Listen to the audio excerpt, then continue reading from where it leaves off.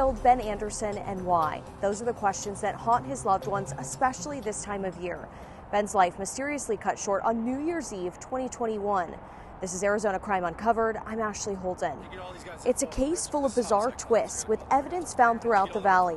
We're taking a look at that evidence, the information released, and revisiting the hours and days before and after Ben's disappearance.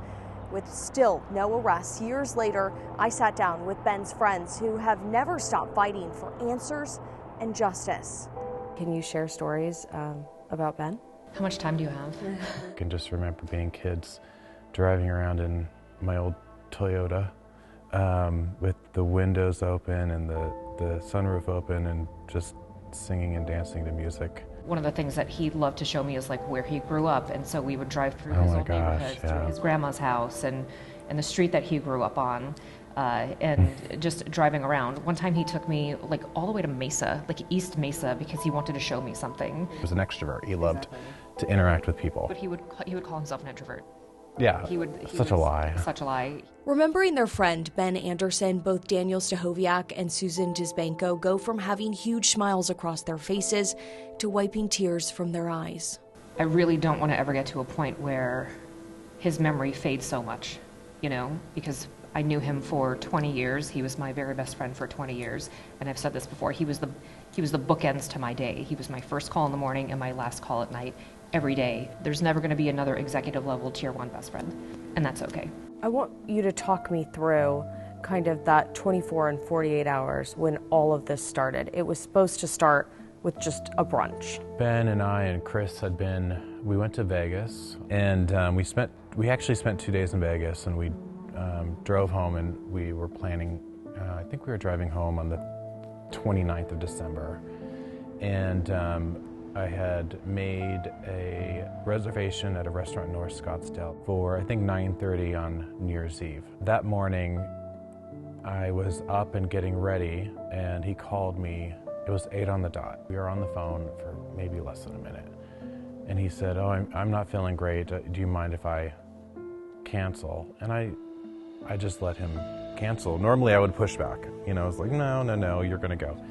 And I was like, okay, that's fine. He hadn't been answering his phone all day for me. We talk all the time, and I hadn't heard from him, and I thought that's weird. So I called, and his phone kept going to voicemail. It wasn't until around 5 o'clock, his aunt, he was his aunt's caregiver, and she called me, and she said, "Have you heard from Ben?" And I just immediately, like, he doesn't not answer calls from her. I just immediately stood up, because I have keys to his condo, and I said, "Well, let me go over there." So I started calling him, and it was going right to voicemail. And I'm like, this is weird.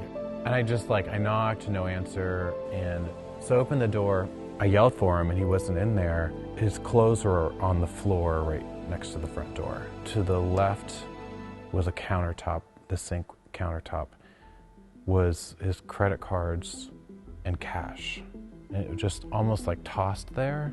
Ben's friends and family started calling police, reporting him missing and desperately trying to track the GPS on his Lexus, but the company would only give information to law enforcement. Phoenix police, when Lexus called, they gave the location of the vehicle when they called the police on their own, because we had called multiple times begging, and I think somebody was like, okay, let me call Phoenix police. So the dispatcher at Phoenix police told us where they were being dispatched to, and it was the Super 8 on the 17.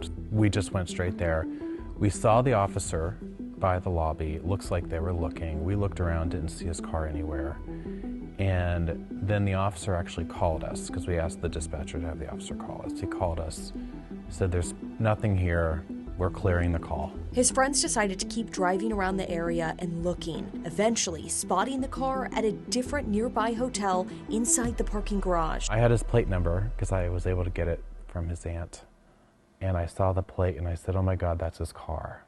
We turned around, and then we started chasing. Phoenix 911, what is the address of your emergency? I don't know what the address is. We have a missing person report that we filed, and the car's been missing. We've been talking to you guys. There's an incident report. You cops went to somewhere it was, and we just drove around, and we just found the car, and it is not our friend that's in the car. Okay, where are you at? Where are we, you guys? on I-17 in Dunlap. We are behind the car, and it's in this parking garage. Are you following it? And Is it leaving? Yes. And it is racing out of the parking garage. Okay, which way are you going? We are heading down out of the parking garage. We were on like the second level, and we are on the getting to the first level to exit the parking garage. Oh my God, that is the car, and it is not him. They're young kids. They are young.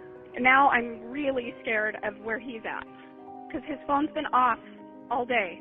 One of us talked to him at like 8:47, and that's the last anybody's heard from him, which is not normal. And it's getting dangerous. Like, we don't know what's going on. They're about to back into us. They turn around, they go back out, and they turn left on the one-way. And that's when we stopped. Like, wait, let's just stop. We came back around and met the Phoenix police 45 minutes later, maybe, at the entrance to the Sheraton. Same thing, please speak to Lexus. We said, please, here's Lexus, here's the case number, please call Lexus. You know, at this point it's 12:45 on New Year's Day. And they said, well, we're gonna go look around. And that was the last we heard of those officers. When Amanda called from the back seat when they found the car, and she's panicked and scared. And you would think that this is not just a run-of-the-mill 911 call, right? Like, you have civilians that are putting their lives in danger to find their friend. Take it seriously.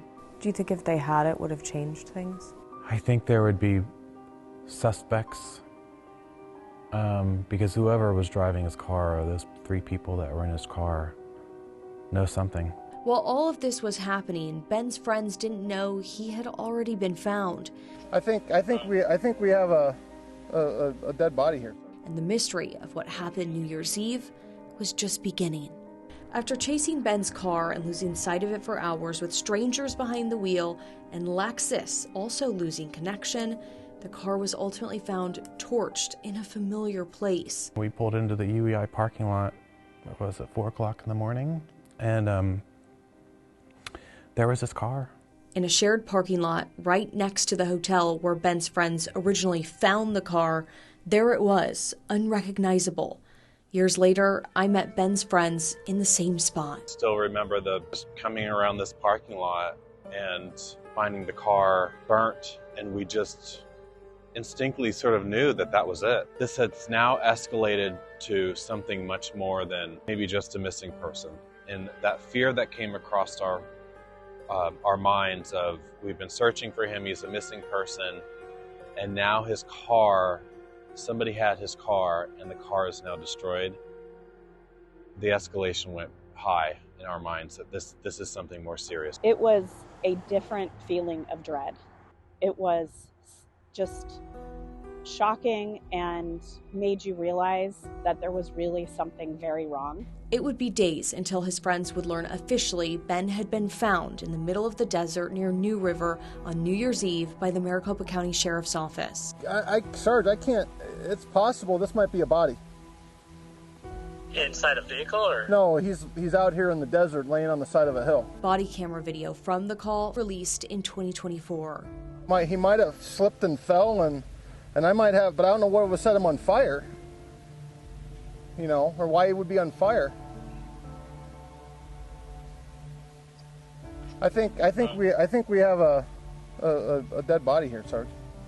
Oh, it'll treat as a crime scene. Looks like there's hair on his legs, and he's got like fishnet stockings on, and it looks like his. Could it be a girl then? I don't know. His hair is short. I think it's a guy dressed as a girl.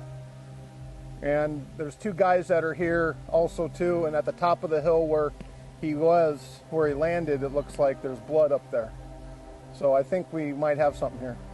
Show me where the body is. We might have a crime scene there where it looks like they might have drug him off, because I got blood.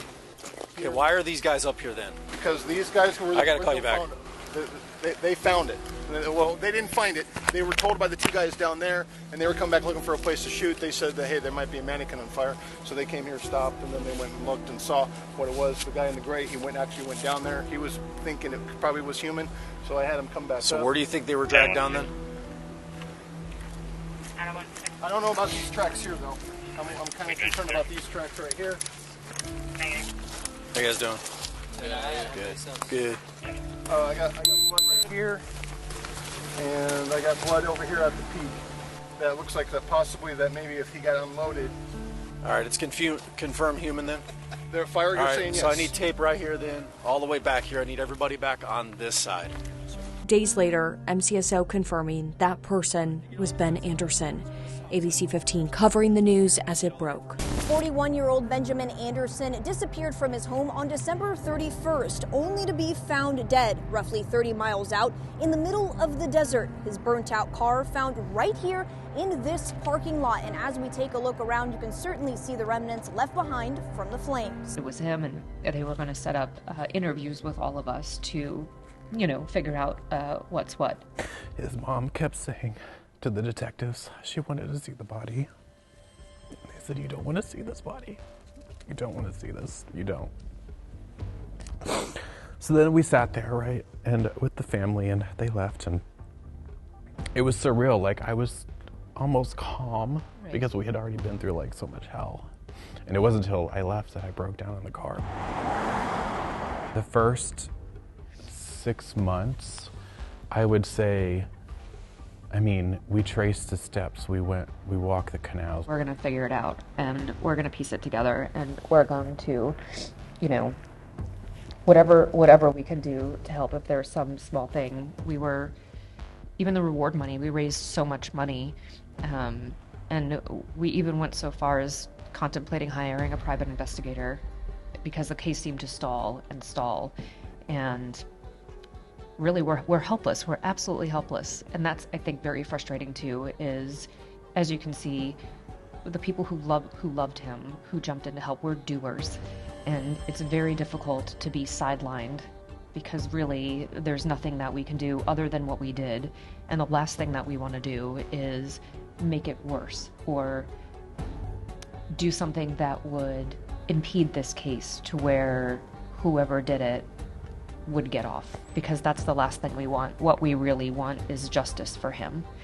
And 3 years is a long time. With 2024 came new hope, but also new frustrations. Why are we still waiting for answers? Ben Anderson's family and friends watched a second New Year's Eve pass without answers. I have a lot of questions, and I still have a lot of frustrations. I spoke with Ben's friends just days into 2024. We've had lots of rumors. Little updates along the way through family and stuff, but not like this. That's when the Maricopa County Sheriff's Office released more information than they ever had before. We begin with new developments and a mysterious death out in the desert. Yeah, Maricopa County Sheriff's Office confirming they have now identified multiple, what they're calling people of interest, and plan to eventually submit charges related to the death of Ben Anderson. Detectives at that time saying they were still combing through digital data and records, but saying regardless, they would be submitting charges against the alleged suspects to the Maricopa County Attorney's Office. I think grief is extremely complicated, right? And grieving a loved one that was murdered is even more complicated. As we've gotten those little, pieces of evidence that have been found along the way and the answers from the detectives in little bits and pieces, it's hard. It's hard to process it. It's hard to try to be patient. In March of 2024, MCSO releasing that body camera footage from when they found Ben. Call game right now. I'm heading out there now. But it might very well be a homicide too. Obviously, we knew that his body was lit on fire, but it's one thing to hear it. It's something else entirely to see it. That came out without any warning. No warning. Family had no idea it was coming out. And I know from that video, we learned that Ben was wearing stockings or tights of some sort. Yeah, that's what the officer observed. We don't believe they're stockings, and I think, one of the things that we don't know officially what it is, right? I've never known Ben to wear fishnet stockings. Neither have I. I think collectively we've known him a lifetime. ABC 15 checked in frequently with MCSO as the summer came and went. In September, more details were confirmed by detectives. Ben's cell phone was found just 3 months after his death. the sheriff's office only saying the phone was found in a valley canal by a Good Samaritan. Probably evidence on the phone of who he was in contact with, where he was meeting them, who he was meeting, what they were going to do. And I think that information is probably very critical into the timeline of events. To have his phone in a canal, to have his car lit on fire, to have him found off Table Mesa on fire, to have all of these things just sprinkled throughout the valley. These people went to a lot of work, it seems. I mean, do you just rack your heads with who could have done this? Why would someone do this? It's someone who has evil in their heart, I'll tell you that. And although I don't know who did it, I imagine that it's someone that probably has a history of violence and a criminal past. And I've thought a lot about this. What kind of person would do that? What scenario would you have to be in to where you would take someone's life? Nothing's worth that. And I can't imagine him trying to fight for his car or fight for his phone. Just let it go, you know? So what actually transpired to make whoever did this take his life? And then the lengths they went through to cover it up. Right. And the heinous, horrible way they treated his body. In September, with the 3-year mark just around the corner, detectives told ABC 15 they were still trying to get the paperwork in the case finalized to present to the county attorney's office, but they were waiting on forensic examinations to be completed. ABC 15 was told that included the phone. We sent a list of questions to MCSO ahead of this story. We were told the case agent would like to have it ready for submittal by the end of the year, but there is no deadline other than when the best possible case is assembled. The sheriff's office would confirm detectives have collected numerous hours of video footage from different places that are deemed as evidence. What's your message to the detectives and the people investigating this? It's a hard one. At the end of the day, my calm, normal side says, do it right the first time. And because, cases can go south very quickly, they can get tossed, and we don't want them, and I think they are. Honestly, I think they are. I think it's frustrating on the other side that it's been 3 years and we have bits and pieces of information and we're not quite sure why it's not all summarized and connected. His friends say there is still a $25,000 reward for information being offered. Somebody knows something, and maybe now that it's been so many years, they might feel more comfortable talking about it. Yeah. As the group waits, hoping for answers soon, they know the grief and pain of losing Ben will be with them for life. Every month on the 31st, I think all of us kind of feel it, because it's just one more month that he's been gone. It's one more month without answers. It's one more month we're waiting for justice, for charges to be filed. It's just a really long time to be waiting for these things, and it's really hard. And knowing he's not here for the holidays is also hard. I mean, you said how far you would go to get justice. I mean, you guys aren't going to give up. I think I can speak for absolutely all of us, right? Everybody who knew him, who loved him, that we will fight for justice for him until our very last breath. At the time of airing, we're just weeks away from 2025. New Year's Eve will mark 3 years in the investigation. ABC 15 is committed to following this case and covering all the updates here on Arizona Crime Uncovered. Thank you for watching Arizona Crime Uncovered. We're working to bring awareness to crimes where victims are still awaiting justice and also provide an in-depth look at cases still unfolding. Each episode breaks down a timeline of the case, where it stands now, and if any help is needed from the community. You can watch on abc15.com, the ABC 15 mobile app, Roku, YouTube, or any of your other streaming platforms.